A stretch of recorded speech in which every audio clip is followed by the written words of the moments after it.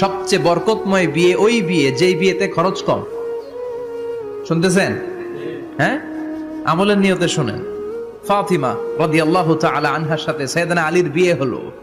ফাতিমাকে যে বিষ্ণু বললেন, আলী আমার কাছে এসে তোমার কথা বলেছে, তুমি কি রাজি? ফাতিমা কোনো কথা বলে না। আবার জিজ্ঞেস করা হলো, কথা বলে না। ফাসাকাতাত, চুপচাপ।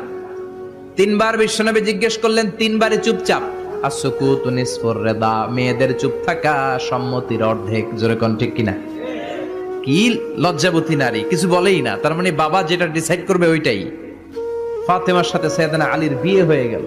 সামান্য কিছু কাপড় পেয়েছেন, সামান্য কিছু দিরহাম পেয়েছেন, সামান্য কিছু মহরানার বিনিময়ে বিশ্বনবীর কন্যা সাইয়্যিদাতু নিসাই আহলিল জান্নাহ, সব নারীদের সর্দারিনী, যে ফাতেমা জান্নাতের দরজার ভেতরে ধাক্কা না দিলে কোনো নারী জান্নাতে প্রবেশ করতে পারবে না।